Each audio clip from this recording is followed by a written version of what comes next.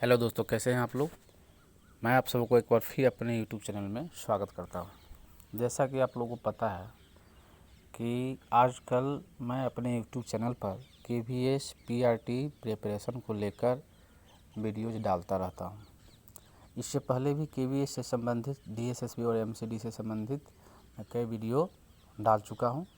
हालांकि teaching recruitment के लिए मैं हमेशा वीडियो डालता रहता हूं, चाहे कोई भी हो, स्टेट गवर्नमेंट का हो या सेंट्रल गवर्नमेंट का हो या MCD DSSB का हो।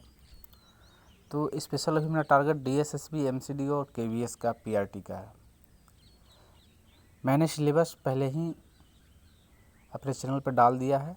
अगर आप नए हैं तो प्ले लिस्ट में जाकर सिलेबस वाला जो वीडियो है उसे आप देख सकते हैं। अभी मैं इन्वायरमेंटल साइंस टॉपिक को लेकर वीडियोज़ बना रहा हूँ। मैं लेसन 1 का पहले ही वीडियो डाल चुका हूँ। ये लेसन 2 का है, ग्लोब, अक्षांश एवं देशांतर। और ये नोट्स इतना इम्पोर्टेंट क्यों है, यह जानना बहुत ज़रूरी है।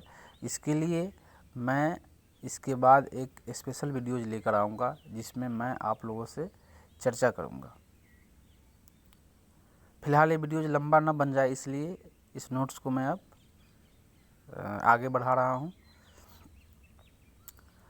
और इसमें कहीं भी कोई कन्फ्यूजन हो, KVS से संबंधित कोई भी डाउट हो, कोई भी क्वेरी हो, तो आप मेरे कमेंट बॉक्स में क्वेश्चन पूछ सकते हैं। मैं उसका हर संभव प्रयास करूंगा कि उसका मैं आंसर दे सकूं। चलिए आगे बढ़ते हैं। एक सुई ग्लोब में झुकी हुई अवस्था में स्थित होती है जिसे अक्ष कहा जाता है। जानते हैं कि ग्लोब में एक काल्पनिक लाइन होता है जो उत्तरी ध्रुव और दक्षिण ध्रुव को क्रॉस करते हुए निकली हुई रहती है, उसी को हम लोग अक्ष कहते हैं। और ग्लोब पर ये दो बिंदु जिससे होकर सुई गुजरती है उसे उत्तर तथा दक्षिण ध्रुव कहते हैं। और पृथ्वी हमेशा पश्चिम से पूर्व की ओर ही घूमती है। ये बहुत इंपॉर्टेंट क्वेश्चन है। हमेशा पश्चिम से पूर्व की ओर पृथ्वी घूमती है। एक काल्पनिक रेखा जो ग्लोब को दो बराबर भागों में बांटती है उसे विषुवत वृत्त कहा जाता है। तो विषुवत वृत्त ही होता है जो पृथ्वी को दो भागों में यानी कि उत्तरी गोलार्ध और दक्षिणी गोलार्ध में बांटने का काम करता है। पृथ्वी के उत्तर में स्थित आधे भाग को उत्तरी गोलार्ध कहते हैं और दक्षिण में से यानी कि दक्षिण वाले आधे भाग को दक्षिणी गोलार्ध कहते हैं। और कभी कभी क्वेश्चन आता है कि हमारा ये जो कॉन्टिनेंट है एशिया, हमारा जो कंट्री है इंडिया, ये कौन से हेमिस्फीयर में है, किस गोलार्ध में है। तो हमेशा याद रखें हमारा कंट्री है वो उत्तरी गोलार्ध में है। और ज़्यादातर जनसंख्या, विश्व की ज़्यादातर जनसंख्या उत्तरी गोलार्ध में ही निवास करती है। विषुवत वृत्त से ध्रुवों तक स्थित सभी समानांतर वृत्तों को अक्षांश रेखाएं कहा जाता है। यानी कि विषुवत वृत्त से ध्रुवों तक स्थित सभी समानांतर वृत्तों को अक्षांश रेखा कहलाता है और अक्षांशों को अंश में मापा जाता है। जैसे हम लोग किसी भी चीज़ का मेजरमेंट करते हैं तो उसका एक स्पेशल यूनिट होता है, उसी तरह अक्षांशों का जो स्पेशल यूनिट हुआ, जो मेजरमेंट उसको किया जाता है उसको अंश में किया जाता है, यानी अंश में उसे मापा जाता है।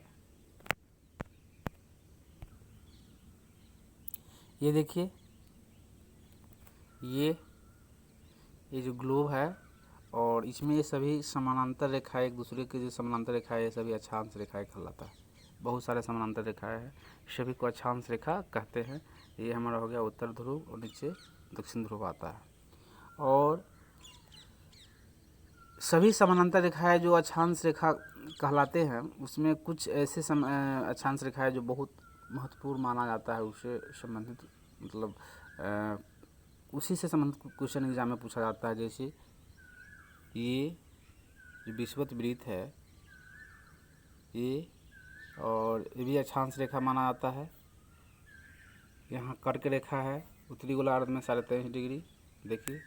और फिर यहाँ है 66.5 डिग्री या अंश, इसे उत्तर ध्रुव वृत्त कहा जाता है। फिर हम नीचे की ओर आते हैं दक्षिण में, इसे मकर रेखा कहते हैं, 23.5 डिग्री पर है या 23.5 अंश पे है। फिर उसे कहते हैं दक्षिण ध्रुव वृत्त, जो 66.66 दक्षिण या 66.66 दक्षिण माना जाता है। ये हमारा हो गया दक्षिण ध्रुव, ये हो गया उत्तर ध्रुव। तो ये रहा हमारा इम्पोर्टेंट कुछ खास अक्षांश रेखाएं।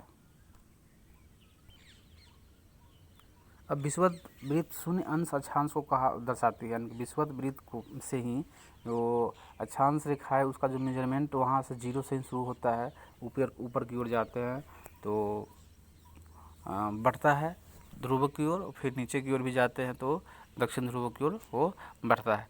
लेकिन विषुवत जो वृत्त होता है, विषुवत रेखा जो होता है, वहाँ उसे शून्य अंश माना जाता है।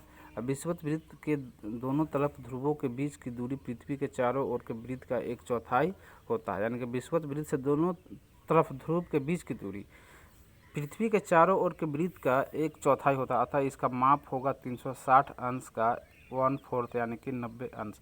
यानी कि चारों ओर हम मिला देते हैं, क्योंकि पृथ्वी तो गोल है और ये ग्लोब उसका नमूना है, तो चारों ओर उसको मिलाएंगे तो ये 360 अंश होगा उसका पूरा कंप्लीट। तो उसमें विषुवत वृत्त से अगर एक तरफ उत्तरी ध्रुव की ओर जाएंगे तो 90 अंश माना जाएगा। फिर वही जब विषुवत वृत्त से नीचे की ओर हम आएंगे दक्षिण ध्रुव की ओर, तो वह भी 90 अंश माना जाएगा। तो एक साइड हो गया 180 हो गया, और वन साइड ही विजिबल होता है, फिर वो एंड अनदर साइड 180 होता है पीछे की ओर, तो दोनों मिलाकर 360 हो जाएगा। इस प्रकार 90 अंश उत्तरी अक्षांश उत्तर ध्रुव को दर्शाता है तथा 90 अंश दक्षिणी अक्षांश दक्षिण ध्रुव को दर्शाता है। मैं पिक्चर के माध्यम से इसे क्लियर भी कर दूंगा। उत्तर के सभी समानांतर रेखाओं को उत्तरी अक्षांश कहा जाता है, और दक्षिण के सभी समानांतर रेखाओं को दक्षिणी अक्षांश कहा जाता है। और मैं बताया था कि कुछ अक्षांश रेखाएं जो महत्वपूर्ण है यहाँ भी दिया हुआ है। यहाँ देखिए कि उत्तरी गोलार्ध में जो कर्क रेखा है ये 23.5 डिग्री उत्तर या 23.5 अंश उत्तर में स्थित होता है। देखिए दक्षिणी गोलार्ध में फिर ये मकर रेखा होता है, फिर ये भी 23.5 डिग्री दक्षिण में होता है। विषुवत वृत्त जो होता है ये 23.5 डिग्री उत्तर में उत्तर ध्रुव वृत्त कहलाता है, और विषुवत रेखा के 66.5 डिग्री दक्षिण में दक्षिण ध्रुव कहलाता है।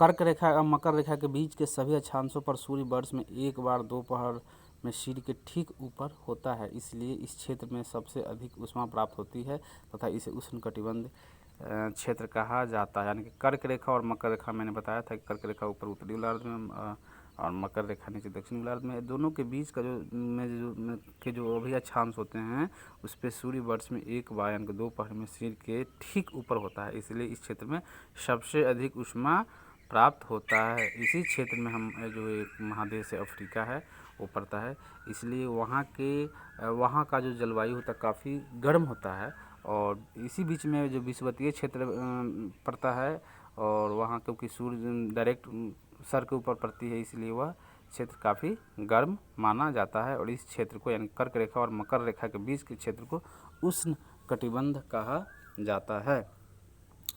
उत्तर ध्रुव वृत्त तथा दक्षिणी गोलार्ध में मकर रेखा एवं दक्षिण ध्रुव वृत्त के बीच वाले क्षेत्र का तापमान मध्यम रहता है, इसलिए इन्हें शीतोष्ण कटिबंध कहा जाता है। मैं पिक्चर के माध्यम से भी मैं बता दूंगा। अभी उत्तरी गोलार्ध में हम आते हैं। उत्तरी गोलार्ध में उत्तर ध्रुव वृत्त एवं उत्तरी ध्रुव तथा दक्षिणी गोलार्ध में दक्षिणी ध्रुव वृत्त के बीच के क्षेत्र में ठंड बहुत होती है, क्योंकि यहाँ सूर्य क्षितिज से ज़्यादा ऊपर नहीं होता है, इसलिए इसे शीत कटिबंध कहा जाता है।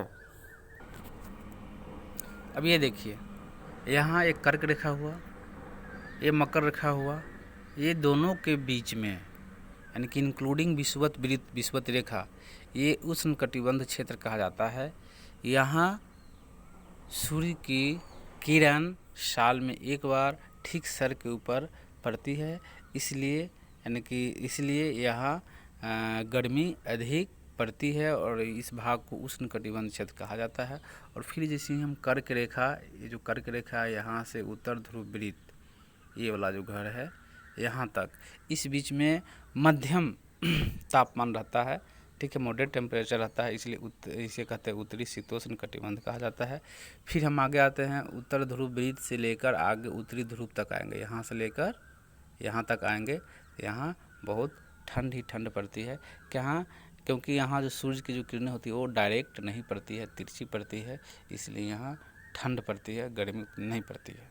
और फिर हम नीचे दक्षिण ध्रुव में आते हैं तो मकर रेखा से लेकर दक्षिण ध्रुव वृत्त तक, यहाँ ये दोनों के बीच की जो जगह होते हैं, एरिया होते हैं, इसमें दक्षिणी शीतोष्ण कटिबंध इसे कहा जाता है, क्योंकि इसमें यहाँ भी मीडियम टेम्परेचर रहता है। और फिर वही नीचे आते हैं दक्षिणी ध्रुव वृत्त और जो दक्षिणी ध्रुव है इसके बीच में ये सूरज की किरणें डायरेक्ट नहीं पड़ती है, इसलिए यहाँ भी ठंड ही रहती है, लगभग सालों भर ठंड रहती है। अच्छा, एक द्वीप है टोंगा द्वीप। ये टोंगा द्वीप प्रशांत महासागर में स्थित है। और एक मॉरिशस द्वीप है जो कि यहाँ हिंद महासागर में स्थित है। ये बहुत इंपॉर्टेंट क्वेश्चन है। प्रशांत महासागर में टोंगा द्वीप है और हिंद महासागर मॉरिशस द्वीप। द्वीप का मतलब तो आप समझते हैं जो चारों साइड से पानी से घिरा हुआ हो, ऐसा भूभाग, ऐसा स्थल भाग जो चारों ओर से पानी से घिरा हुआ हो, वह द्वीप कहलाता है। और झील जो होता है, झील इसको लेक कहते हैं, उसका मतलब ये होता है कि वैसा वाटर बॉडी जो चारों ओर से लैंड पार्ट से घिरा हुआ हो, उसे हम लोग लेक कहते हैं, यानी कि झील कहते हैं। चलिए हम लोग नेक्स्ट चलते हैं। अब रूस में 11 मानक समयों को अपनाया जाता है। हम आगे बताएंगे कि मानक समय होता क्या है, मैं आगे के चैप्टर में इसे डिटेल्स में और बताऊंगा। कि रूस एकलौता ऐसा देश है जहाँ पर 11 मानक समयों को अपनाया जाता है। भारत में तो एक ही मानक समय को अपनाया जाता है जो कि उत्तर प्रदेश के इलाहाबाद में है, उस वहीं से जो हमारा जो स्टैंडर्ड टाइम लिया जाता है। लेकिन रूस में 11 स्टैंडर्ड टाइम को लिया जाता है अलग अलग क्षेत्रों में। पृथ्वी को एक एक घंटे वाले 24 समय क्षेत्रों में बांटा गया है। इस प्रकार प्रत्येक समय क्षेत्र 15 देशांतर तक के क्षेत्र को घेरता है। मैं इसे पिक्चर के माध्यम से समझाऊंगा, ऐसे आपको हो सकता है समझ में नहीं आया। तो पृथ्वी को एक एक घंटे वाले 24 समय क्षेत्रों में बांटा गया। इस प्रकार प्रत्येक समय क्षेत्र 15 डिग्री देशांतर तक के क्षेत्र को घेरता है। यानी कि एक घंटा इजकल टू 15 डिग्री माना गया है ग्लोब पे। आगे के हम पिक्चर में आपको हम क्लियर करेंगे। और 1 डिग्री बराबर 4 मिनट माना जाता है। यानी कि हर एक 4 मिनट पर पृथ्वी 1 डिग्री मूव करती है और हर एक घंटे पर 15 डिग्री पृथ्वी मूव करती है। और यहाँ प्रमुख यमोत्तर का मान कितना होता है? 0 डिग्री होता है। यमोत्तर का मतलब होता है जहाँ से समय का मेजरमेंट शुरू होता है, जहाँ से समय का मेजरमेंट शुरू होता है उसी को यमोत्तर कहते हैं। शीत कटिबंध किसके नज़दीक पाया जाता है? शीत कटिबंध ध्रुवों के नज़दीक पाया जाता है। मैं तो बताया ही था कि शीत कटिबंध जहाँ पर ठंडी ठंड पड़ता है तो ध्रुवों के नज़दीक पड़ता है, जो उत्तरी ध्रुव हो या दक्षिण ध्रुव हो। देशांतरों की कुल संख्या कितनी है? देशांतरों की कुल संख्या कितनी है? ये 360 है। 360 कुल देशांतर माने जाते हैं। उसी 360 देशांतर को हम लोग एक एक घंटे वाले 24 क्षेत्रों में बांटते हैं। यहाँ हमने बताया भी था कि 360 डिग्री यानी 360 देशांतरों को हम लोग 24 क्षेत्रों में बांटते हैं। समय क्षेत्रों में इसको हम बांटते हैं, यानी कि 15-15 डिग्री का अलग अलग क्षेत्र में बांट दिया जाता है। दक्षिणी ध्रुव वृत्त स्थित कहाँ है? तो दक्षिणी ध्रुव वृत्त क्या है? दक्षिणी गोलार्ध में स्थित है। ग्रिड किसका जाल होता है? ग्रिड होता है अक्षांशों। ग्रिड अक्षांश और देशांतरीय रेखाओं का जो मेल होता है, एक जगह दोनों जो मिलते हैं तो उसी को हम लोग अक्षांश, ये ग्रिड कहलाता है। जैसे मान गए ये हो गया अक्षांश रेखा और ये देशांतर रेखा हो गया। ऐसे यहाँ पर ये जो बनता है ये सभी ग्रिड कहलाता है। ये जाल अक्षांश और देशांतरीय रेखाओं का जो जाल होता है उसी को हम लोग ग्रिड कहते हैं। मकर रेखा का जो मेजरमेंट होता है वो कितने डिग्री या कितने अंश पर स्थित होता है? तो 23.5 डिग्री पर होता है। ये रहा। और भारत का मानक यमोत्तर कितना है? 82.5 डिग्री है। ये मैं आगे इसे डिटेल्स में बताऊंगा। और 0 यमोत्तर को मुख्य यमोत्तर के नाम से भी जाना जाता है और देशांतर के बीच की दूरी ध्रुव की ओर घटती है। जो भी देशांतर रेखाएं होते हैं वो ध्रुव की ओर उसका दूरी क्या होता है? वो घटता है। और उत्तर ध्रुव वृत्त उत्तरी गोलार्ध में स्थित है।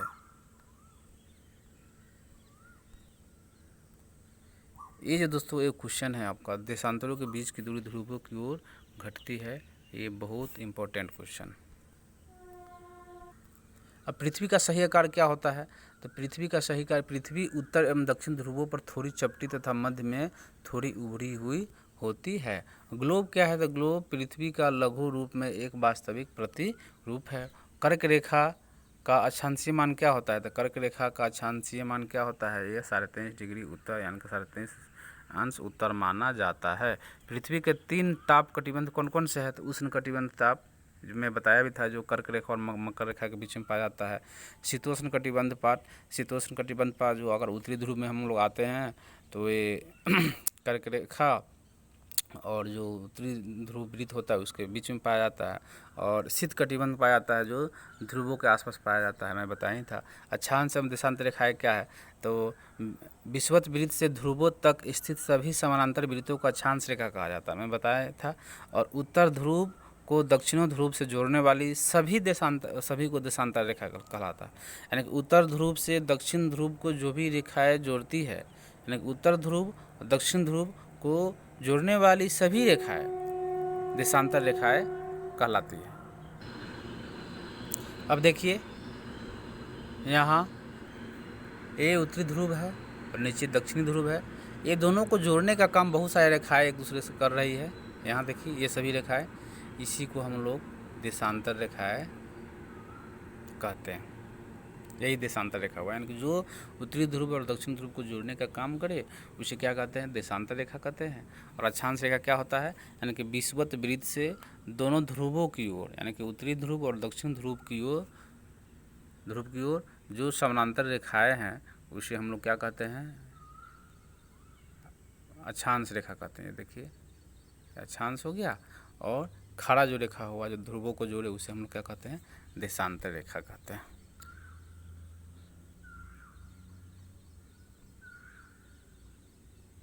अब क्वेश्चन आता है, ऊष्मा की सबसे अधिक मात्रा उष्णकटिबंधीय क्षेत्रों में ही क्यों पड़ता है?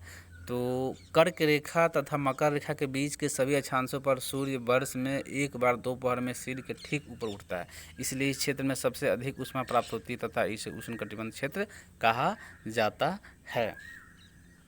जब भारत में शाम के 5:30 बजते हैं तब लंदन में दोपहर 12 क्यों बजते हैं? तो भारत का समय ग्रीनिच के समय से 5 घंटा 30 मिनट आगे है। अब ये सवाल है कि जब भारत में शाम को 5:30 बजते हैं तो लंदन में दोपहर यानी कि 12 क्यों बजते हैं? तो भारत का जो समय है वो 5:30 घंटा लंदन के समय से, यानी ग्रीनिच के समय से आगे माना जाता है। मैं इसका कैलकुलेशन करके मैं बता दूं, क्योंकि जो लंदन जो है और भारत है, दोनों का जो अक्षांशीय और देशांतरीय जो विस्तार है दोनों अलग अलग है, ठीक है। और इसलिए भारत जो है लंदन से जो उत्तरी गोलार्ध में और पूरब में स्थित है, इसलिए इसका देशांतरीय और अक्षांशीय विस्तार अलग होता है, इसलिए वहाँ के समय में और यहाँ के समय में अंतर माना जाता है। इसलिए वहाँ जब 12 बजता है तो यहाँ पर 5:30 शाम को 5:30 बजता है। मैं आगे के चैप्टर में इसे बहुत डिटेल्स में मैं आपको बता दूंगा। और टोटल अक्षांशों की संख्या कितनी है? तो टोटल अक्षांशों की संख्या 181 है। मैं बताया था कि जो विषुवत वृत्त है, विषुवत रेखा, वह भी सबसे बड़ा अक्षांश माना जाता है। तो कहीं कहीं एग्जाम में ऑप्शन में आएगा 180 अक्षांश दिया रहेगा, तो वही सही माना जाता है। लेकिन अगर उसे इंक्लूड करते हैं, विषुवत जो रेखा होता है, तो उससे अगर इंक्लूड करते हैं तो एक और जोड़ दिया जाता है, 181 माना जाता है। ऑप्शन में अगर 180 है, 181 नहीं है, तो 180 आप मार सकते हैं, आंसर टिक लगा सकते हो, सही है। अगर 180 नहीं 181 है तो आप 181 ही आंसर आप मार सकते हैं। टोटल समय जो टाइम जोन है कितने हैं जो पूरी पृथ्वी पर, ग्लोब पर? तो 24 टाइम जोन में पूरे ग्लोब को बांटा गया है। अब दोस्तों ये नोट्स इतना इम्पोर्टेंट है कि आप DSSB या MCD का या KVS का, ख़ास तौर पर MCD का प्रीवियस ईयर का क्वेश्चन आप नेट से डाउनलोड करके आप देख सकते हैं कि यह मेरा नोट्स कितना इम्पोर्टेंट है, क्योंकि मैं SCERT और NCERT और CBSE के रिलेटेड चैप्टर से, टॉपिक से संबंधित मैं नोट्स बनाता हूं। और जब पिछले बार मैं MCD का मैं एग्ज़ाम दिया था तो मुझे ऐसा लगा कि नहीं, एक स्पेशल नोट्स बनाना चाहिए ताकि मैंने जो गलतियां किया वो अन्य विद्यार्थी ना कर पाए और कम समय में लोगों का एग्ज़ाम निकल निकाला जा सके।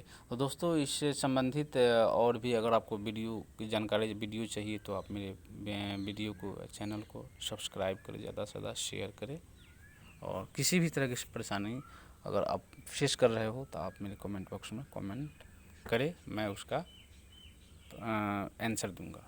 धन्यवाद।